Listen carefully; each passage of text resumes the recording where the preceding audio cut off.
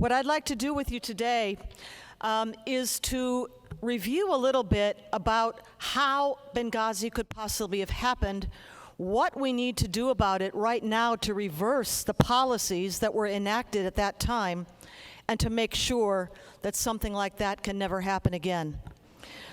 There is a document called the Presidential Security Directive 11, or PSD 11. This was the Barack Obama administration's plan to use the entirety of the United States government and its capabilities to support the overthrow of friendly allied governments across the Middle East and North Africa, and to replace them with Muslim Brotherhood regimes. Now, this document was published, I shouldn't say published, this document was written, was promulgated in August 2010.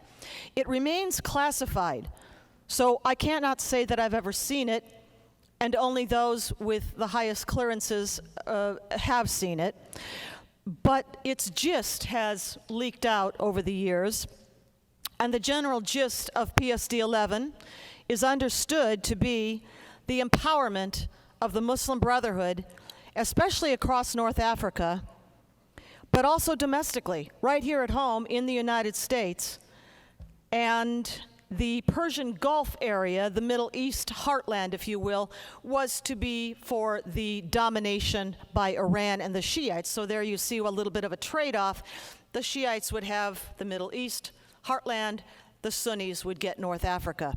But in any case, the idea was to change governments. The Obama administration, the Clinton Secretary of State Department, were dedicated to changing governments in these areas to give them over to Muslim Brotherhood and jihadist domination.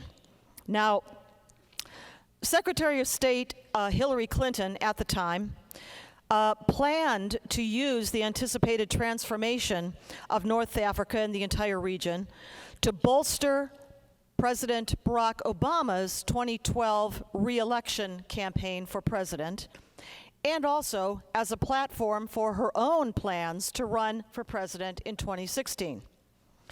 So governments of Ben Ali in Tunisia, Muammar Gaddafi in Libya, Hosni Mubarak in Egypt, they were far from liberal or even fairly representative democracies, but they were helping the United States and the West to battle against al-Qaeda, especially al-Qaeda in the Islamic Maghreb, that is across North Africa, in addition to which Mubarak's Egypt had helped to keep the peace with Israel for decades. Didn't matter.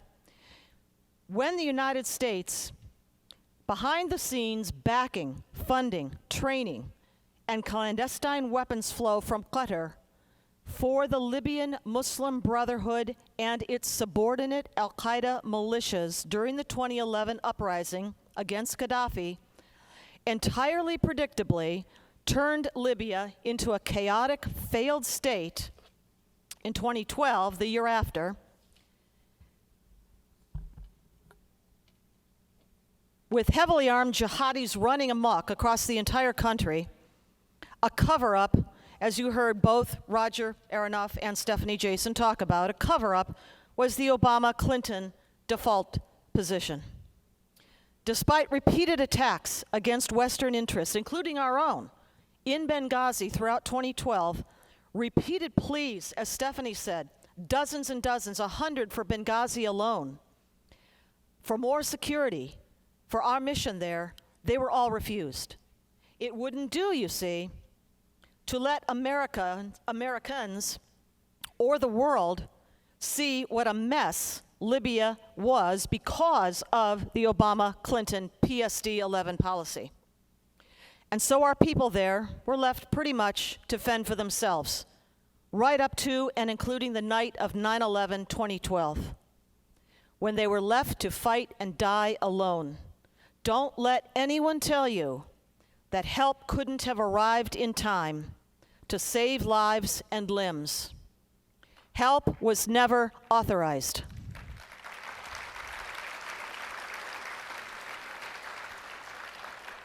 It was a deliberate decision by Obama and Clinton, enabled by Secretary of Defense Leon Panetta, the Pentagon, and every military commander who refused to speak up or resign then or since then until now. Obviously, things did not go as planned by the Obama-Clinton team. The anticipated photo ops were rather ruined by images of armed Ansar al-Sharia jihadis storming and setting our special mission compound in Benghazi aflame, murdering Ambassador Chris Stevens and Sean Smith, then assaulting the CIA Base of Operations Annex all night long, and murdering 2 more in the course of that attack by mounting a mortar attack, a final devastating mortar attack that took the lives of Ty Woods and Glenn Doherty. Since then, things have gone from bad to worse in what used to be called Libya. The country is torn by competing militias, including the Islamic State now, with a presence there. And that has established a very dangerous base of operations in Libya. And yet to date, the Trump administration has not made the decision to support General Khalifa Haftar, who is fighting against the same jihadis that the Obama team tried so hard to empower there in Libya. Nor has President Trump yet agreed to declassify and to release the contents of PSD-11, which is the first step, I think, necessary in the process to allow the American people to know what their government did with our taxpayer money in our name and with such catastrophic results.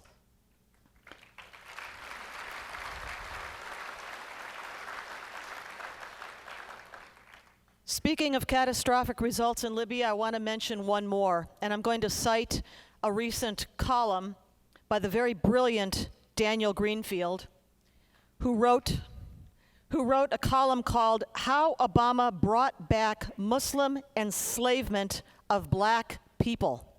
This is just a couple of days ago, perhaps a week. Yes, slavery, alive and well and occurring again in Libya today because of what the Obama administration did there. The Obama administration is culpable of allowing the circumstances in Libya which have brought back slavery to Libya. Now, after Obama liberated Libya for Al-Qaeda and the Muslim Brotherhood, Arab Muslims sell black slaves, mainly from Nigeria, likely Christians, for a few $100s at slave auctions in Libya. You'll know, of course, that under Islamic law, slavery by Muslims of non-Muslims has never been banned. Slavery today is perfectly legal under Islamic law, under Sharia. But, just as Stephanie and Roger both said, no one from the Barack Hussein Obama administration has yet been held to account for any of this. That's our task. Most egregious of all, I think, was providing material support to terrorism. It's a criminal felony under U.S. law, which is what that arms flow from Qatar to Libyan jihadis, in fact, was material support to terrorism. It is time for the Trump administration to declassify PSD-11 as the first step in exposing the jihad arming, jihad backing, jihad funding, jihad empowering policies of the Obama-Clinton administration.